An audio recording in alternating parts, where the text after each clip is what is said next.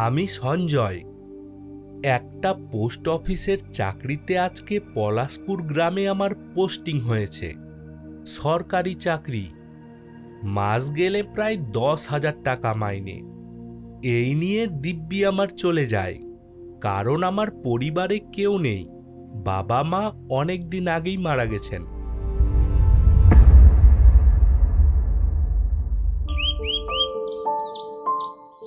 আমি অফিসে বসে আছি, হঠাৎ এক লোক চা নিয়ে ঘরে আসে। সে চায়ের কাপটি টেবিলে রেখে বলে, আপনি এখানে নতুন বাবু? হ্যাঁ, আমি নতুন। আমি আজকে এখানে জয়েন করেছি। তবে আমি নতুন হলেও একসময় এই গ্রামেই মানুষ হয়েছি। বাহ, ভালোই হলো। তবে আপনার এখানে থাকতে কোনো অসুবিধা হবে না। না না, তখন আমি খুবই ছোট ছিলাম। সেই সময় বাবা এখানে বাড়ি টাড়ি সব বিক্রি করে আমাদের নিয়ে শহরে চলে যায়, তাই এখন অতটা মনে নেই। তা তুমি কে? আজ্ঞে, আমি আপনার সহকারী। আমার নাম হরিশ। সবাই আমাকে বাবুলাল বলেই চেনে। ও, আমি সঞ্জয়। যাজ্ঞে, আপনার বাড়ি কোথায়? আমার বাড়ি মাতিগঞ্জ, হুগলি জেলা। ও বাবা, সে তো অনেক দূরে। তো আপনি কি প্রত্যেকদিন যাতায়াত করবেন? ওই জন্যই তো এখানে একটা বাড়ি খুঁজছি, কিন্তু এখানে কোনো ভাড়া বাড়ি পাচ্ছি না যে। এটা গ্রাম বাবু, শহর নয় যে এখানে চট করে বাড়ি ভাড়া পাবেন। তোমার বাড়ি কি এখানেই? হ্যাঁ, ওই রাস্তার মোড়েই আমার বাড়ি। ভালোই হলো। দেখো না, একটু কষ্ট করে যদি আমার জন্য একটা বাড়ির ব্যবস্থা করতে পারো। এখানে বাড়ি ভাড়া পাবেন না, তবে নদীর পাড়ে একটা পরিত্যক্ত বাড়ি আছে। সেই বাড়িতে কি আপনি থাকতে পারবেন? হ্যাঁ হ্যাঁ, পারবো। কেন পারবো না? তুমি শুধু একটু আমাকে সাহায্য করে দাও। ওই বাড়িটার মালিকের সাথে আমায় কথা বলিয়ে দাও। বাবু, বাড়িটা পরিত্যক্ত, কেউ থাকে না। ওই জন্য সবাই বলে ওটা নাকি ভুতুরে বাড়ি। ওখানে নাকি মাঝে মাঝে একজনকে দেখা যায়। সে নাকি রাতের অন্ধকারে ঘুরেও বেড়ায়। নতুন দেখে ভয় দেখাচ্ছ? আমিও সব ভয়টয় পাই না। এক কাজ করো, তুমি আজকেই আমাকে ওখানে নিয়ে চলো। ঠিক আছে বাবু, তবে এখন তো এই চিঠিগুলো দিয়ে আসতে হবে। তবে না হয় এসেই যাব, কিন্তু সেখান থেকে সন্ধ্যা লাগার আগেই ফিরে আসব। আমি এখন চলি। আচ্ছা, ঠিক আছে। এই বলে বাবুলাল নিজের কাজে চলে গেল।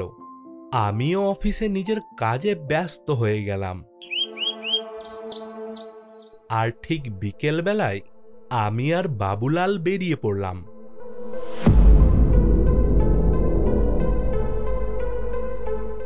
এই যে এই বাড়িটা। আরে বা, কি সুন্দর নদী! নদীর পাশেই বাড়ি। আমার জায়গাটা বেশ পছন্দ হয়েছে। বাড়িটা একটু পুরনো, তবে একার পক্ষে চলে যাবে। কিন্তু এর মালিক কোথায়? ওটাই তো হচ্ছে কথা। মালিক তো নেই। এই বাড়িটা রতন সামাদ্দার নামে একজন কিনেছিল। একাই থাকতেন, বিয়ে টিয়ে করেনি। হঠাৎ করে একদিন থেকে ওনাকে আর খুঁজে পাওয়া যায় না। তারপর থেকেই বাড়িটা এইভাবে পড়ে আছে। তবে লোকে বলে বাবু, লোকে কি বলে?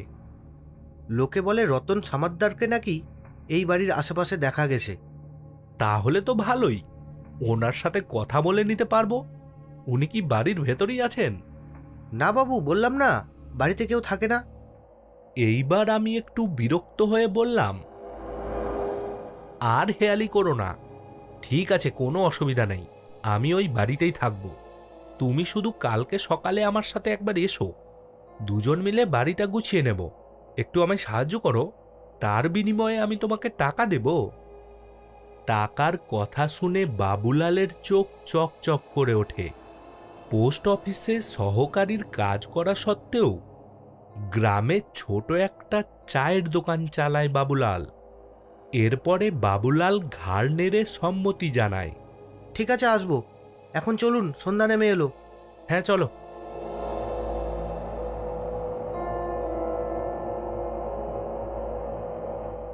আচ্ছা, আজ রাতে আপনি থাকবেন কোথায়? আজ রাত্রিটা কোনো মতো অফিসেই কাটিয়ে নিব। কাল সকাল সকাল এসো, ঘরটা পরিষ্কার করে নিতে হবে। ঠিক আছে বাবু, তবে আজ রাতের খাওয়াটা আমার বাড়িতেই করে নেবেন। আরে, সবের আবার কি দরকার ছিল?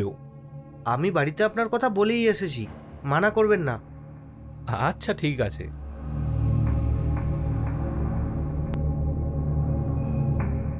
তারপরে আমি রাতে খাওয়া দাওয়া করে অফিসে শুয়ে পড়ি।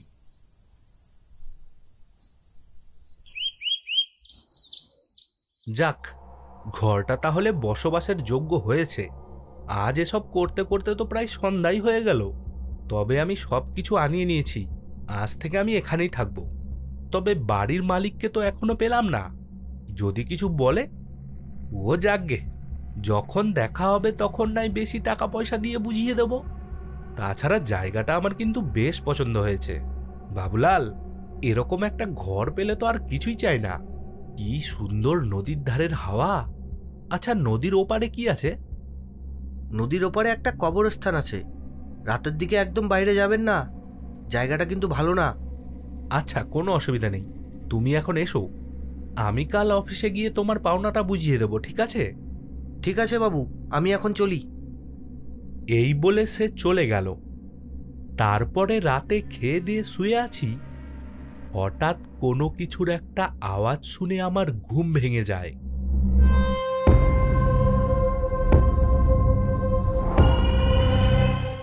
এত রাতের বেলা কিসের আওয়াজ? চোর টোর এলো না তো? আমি এবার ছোট্ট আলোটা জেলে ঘরের জানালা দিয়ে বাইরে তাকিয়ে দেখার চেষ্টা করি। বাড়ির পাশ দিয়ে বয়ে চলেছে নদী। নদীটা খুবই সরু, নদীর ওপারটা ভালো মতো দেখা যায় না।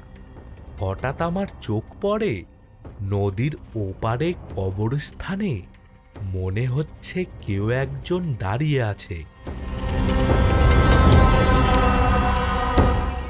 আর সে এক দৃষ্টিতে এই বাড়িটার দিকে তাকিয়ে আছে।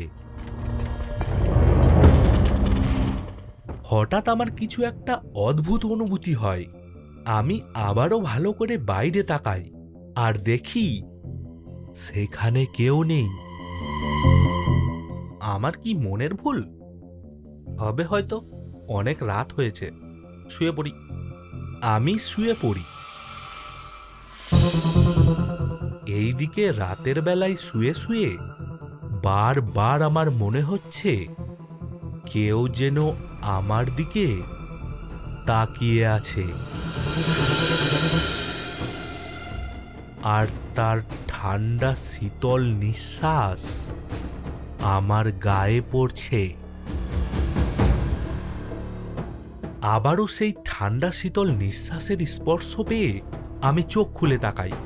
আলো আধারিতে দেখি কেউ যেন উপর থেকে ঝুঁকে পড়ে আমাকে দেখছে। কে? আমি চমকে উঠে বসি, কিন্তু কোথায় কে? কেউ তো নেই। আমি একটু ভয় পাই, আমার আর ঘুম আসে না। সারা রাত জেগেই কাটিয়ে দিই।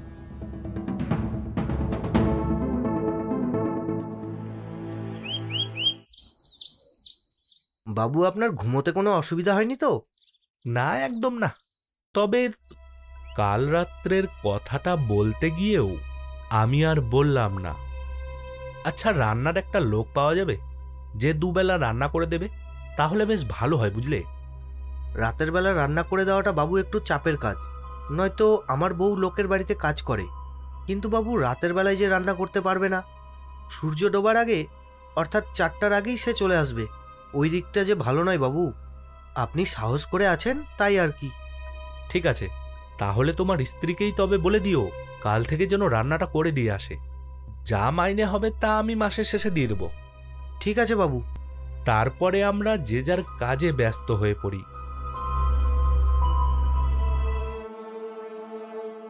সেদিন পোস্ট অফিসের কাজ সেরে বাড়ি ফিরে নদীর ধারে দাঁড়িয়ে আছি। ঘড়িতে তখন প্রায় 5টা বাজে। বেশ নদীর পাড়ে ঠান্ডা বাতাস বইছে। আমার একটু নদীর ওই পারে যাওয়ার ইচ্ছে হলো, কিন্তু যাই কি করে? হঠাৎ দেখি দূর থেকে একটা নৌকা ভেসে আসছে। তা দেখে আমি সাড়া করলাম, মাঝি ভাই, একটু আমায় ওই পারে নিয়ে যাবে? মাঝ নদী থেকে নৌকোটা আস্তে আস্তে এই পারে এলো। মাঝি ভাই বলল, ওই পারে কোথায় যাবেন বাবু?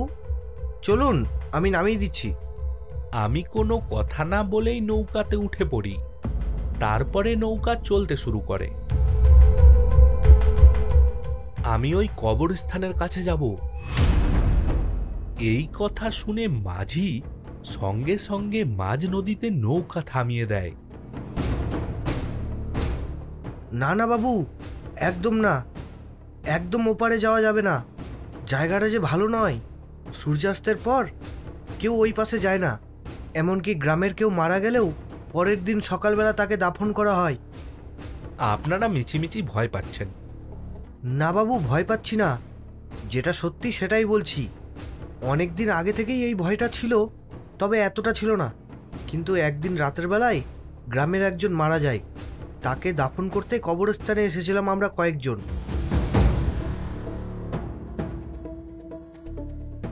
আমরা কয়েকজন মাটি কুপোতে ব্যস্ত। কিছুক্ষণ পর শবদেহর কাছে গিয়ে দেখি শবদেহটা নেই। শবদেহটা খুঁজতে গিয়ে লক্ষ্য করি সে একটা গাছের উপর উঠে বসে আছে আর খিলখিল করে হাসছে।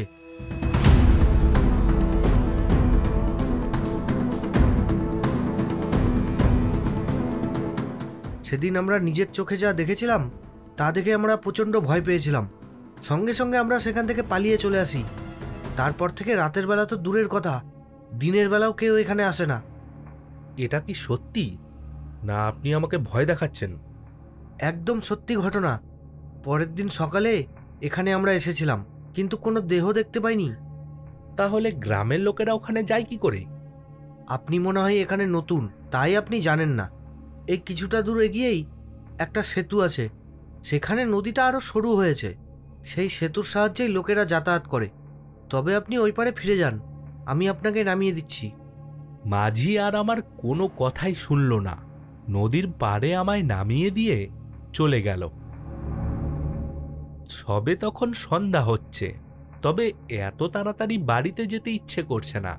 কি সুন্দর হাওয়া দিচ্ছে, চারিদিকটা একটু ঘুরে দেখলেই হয়। আর সবেই সন্ধে হচ্ছে, একটুখানি ওই কবরস্থান থেকে ঘুরে এলে ক্ষতি কি? এই কথা বলেই আমি সেই সেতুর সাহায্যে নদী পার করে কবরস্থানে পৌঁছাই। চারিদিকে ঘন অন্ধকার। দূরে কোথাও একটা পেঁচা ডেকে চলেছে। হঠাৎ কেমন যেন একটা হাসির আওয়াজ আমার কানে ভেসে আসে।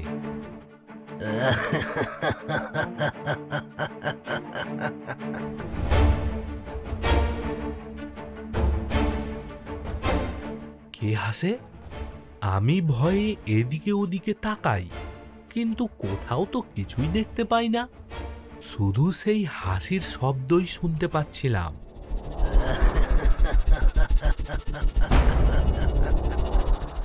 ওরে বাবা, এত রাতে কে এখানে এইভাবে হাসছে? তবে ওই মাঝি কি সত্যি কথা বলছিল? সত্যি এখানে কিছু আছে? না না, এখান থেকে আমায় চলে যাওয়া উচিত। আমি ভয়ে ভয়ে হাঁটতে থাকি।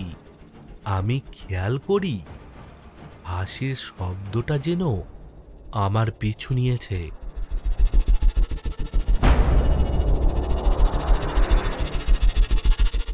মনে হচ্ছে আমার কেউ পিছু পিছু আসছে। কেউ আমার পিছু নিয়েছে। আমি মনে হয় ভুল করেছি এখানে এসে। না না, তাড়াতাড়ি হাঁটা দিই। এরপরে আমি ভয়ে দৌড়তে শুরু করি। আর আমার মনে হয় আমার পিছু পিছু কেউ যেন দৌড়ে আসছে। তার পায়ের স্পষ্ট শব্দ আমি শুনতে পাচ্ছি।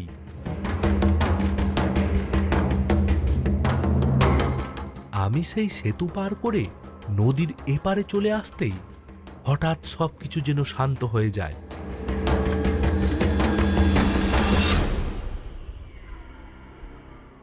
সব চুপচাপ হয়ে গেল কেন? খেয়াল করি নদীর ওপারে গাছের আড়াল থেকে কেউ যেন একটা উকি মেরে আমার দিকে দেখছে। আমি আর দেরি না করে ঘরে চলে আসি। অজিত? কে? আমি লক্ষ্য করি আমার ঘরের এক কোণে কেউ যেন দাঁড়িয়ে আছে। এক একটা লোক, তবে তাকে ঠিক বোঝা যাচ্ছে না। আমি শুধু তার ছায়াটা দেখতে পাই। আমি প্রচন্ড ভয় পাই আর বলি, কে? আমায় চিনতে পারছিস না অজিত? আমি কিছু বুঝতে না পেরে হাতের কাছে থাকা আলোটা জ্বালিয়ে দেই। ঘরের ভেতরে আলো ভরে উঠতেই আর কিচ্ছু দেখা যায় না।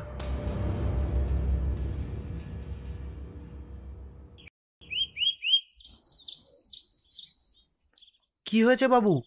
আপনাকে এমনভাবে চিন্তিত দেখাচ্ছে কেন? না না, কিছুই না। কাল রাত্রে ঘুম ঠিক হয়নি, কাজের যা চাপ। এক কাজ করো, তুমি এই চিঠিগুলো সঠিক ঠিকানায় পৌঁছে দিয়ে এসো। আচ্ছা ঠিক আছে। এই বলে বাবুলাল টেবিলে পড়ে থাকা চিঠিগুলো নিয়ে বেরিয়ে গেল। আমি বসে বসে ভাবতে থাকলাম কাল রাতের ঘটনাটা। আসলে আমাকে কে ডাকছিল? এই গ্রামে আমি তো নতুন, আমায় তো ঠিক করে কেউ চিনেও না। তাছাড়া অজিত তো আমার বাবা। আমার বাবার নাম ধরে কে ডাকছে, আর কেনই ডাকছে? আর অন্যদিকে বাবুলালের স্ত্রী যায় আমার বাড়িতে রান্না করতে।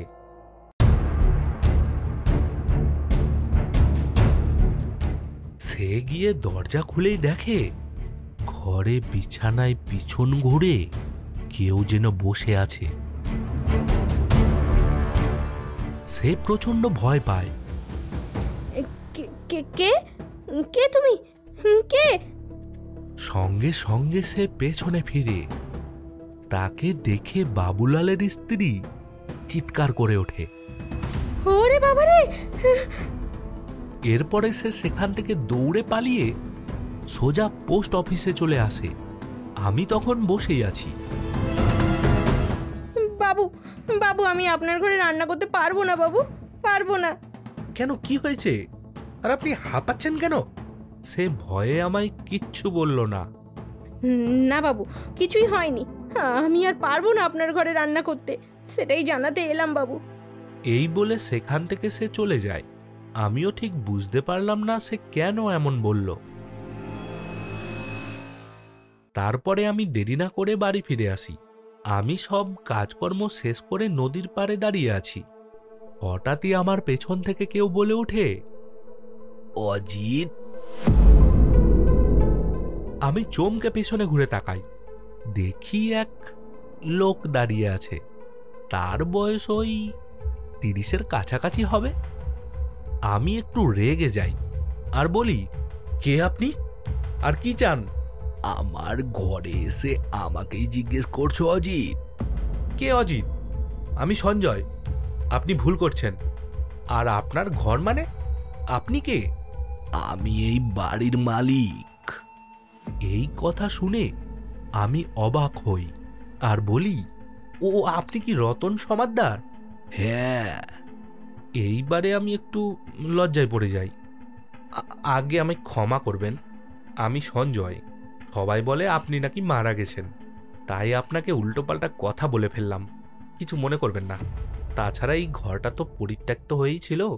আমি এই পরিষ্কার করে কদিন হলো আছি। আপনি আমাকে ভুল বুঝবেন না।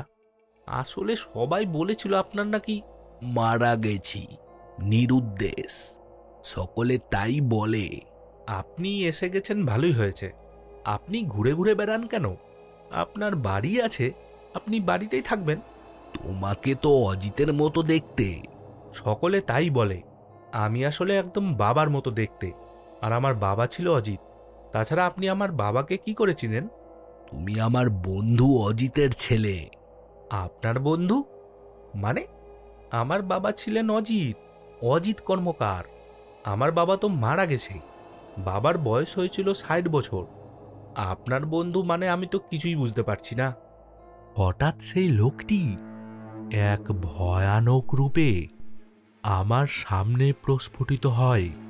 এসব দেখে আমি ভয়ে থর থর করে কাঁপতে থাকি। আমি কি দেখছি? এটা কি হচ্ছে? কে আপনি? আমি রতন সমাদ্দার। তোমার বাবা কিছু টাকার লোভে আমায় হত্যা করেছে। এসব আপনি কি বলছেন? হ্যাঁ, ঠিকই বলছি। শোনো তাহলে। আমার বয়স তখন 31। আমি এইখানে একটা জমি নিয়ে বাড়ি তৈরি করে থাকা শুরু করি। তোমার বাবা আমার ভালো বন্ধু ছিল। সেবারে আমি একটা লটারি কেটেছিলাম। লটারিতে 10,000 টাকা পেয়েছিলাম। তখনকার দিনে 10,000 টাকা মানে অনেক টাকা। সেই ঘটনাটি আমি একমাত্র তোমার বাবাকেই বলি, এবং সেই রাত্রে আমি লটারি ভাঙিয়ে টাকা আনার জন্য শহরে যাচ্ছিলাম। ঠিক যখন আমি এই কবরস্থানের পথ দিয়ে হেঁটে যাচ্ছি, হঠাৎ অজিত পেছন থেকে কিছু দিয়ে আমার মাথায় সজোরে আঘাত করে। আমি অজ্ঞান হয়ে এখানেই পড়ে যাই। তোমার বাবা ভাবে আমি হয়তো মারা গেছি, আর সে আমার হাত থেকে ওই টিকিটটা নিয়ে চলে যায়। আমি অজ্ঞান অবস্থাতেই এখানে পড়ে থাকি, আর গভীর রাত্রে আমার দেহটা শেয়াল কুকুরে ছিঁড়ে ছিঁড়ে খায়। আসলে সন্ধ্যের পরে এই কবরস্থানের দিকে কেউ একটা আসে না। তারপর থেকেই গ্রামের লোকেরা ভাবে আমি নিরুদ্দেশ, কিন্তু আমি যে মারা গেছি সেটা কেউ জানে না। আমি প্রতিশোধ নেওয়ার জন্য অনেক দিন ধরে এইভাবে ঘুরে বেড়াই, কিন্তু তোমার বাবা সেই ঘটনার পরেই সব কিছু বিক্রি করে শহরে চলে যায়। তারপর থেকে আজও আমি তার অপেক্ষায় দিন কাটাই। আপনি ঠিকই বলেছেন, এটা আমার বাবারই কাজ। আমার একটু একটু মনে আছে এই গ্রামের কথা। তারপরে বাবা যখন আমাদেরকে নিয়ে শহরে নিয়ে যায়, তারপর থেকেই বাবার আচরণ কেমন জানি পাল্টে যায়। বাবা বরাবরই সাধারণ ব্যবসায়ী ছিলেন, কিন্তু হঠাৎ করে একদিন লটারি জিতে অনেক টাকার মালিক হয়। ব্যবসা, জুয়া, ঘোড়া দৌড় এই সবে টাকা লাগিয়ে সব কিছু শেষ করে দেয়। কয়েক বছরের মধ্যে আমার বাবা দেউলিয়া হয়ে যায়, আর তার সঙ্গে আমরাও পথে বসি। তারপর থেকেই বাবা লোকের দুয়ারে দুয়ারে কাজ করে কোনো মতো সংসার চালাতো, আর কিছুদিনের মধ্যেই বাবা মারা যান। আমি তোমাকে অজিত ভেবেছিলাম। তুমি এই বাড়িতেই থাকো বাবা। তোমার উপরে আমার কোনো রাগ নেই। শুধু আমার আত্মার শান্তির জন্য পারলে এই বাড়িতে একটা যজ্ঞ করিও। এরপরে সে আমার সামনে থেকে ধীরে ধীরে বাতাসে মিলিয়ে যায়। আমার খুব রাগ হয় বাবার উপরে। আমার বাবা কিনা চোর, প্রতারক, খুনি, এসব ঠিক যেন আমি মেনে নিতে পারছিলাম না। কারণ বাবা যাই করুক, প্রতিটা ছেলের কাছে তার বাবা ভগবান তুল্য।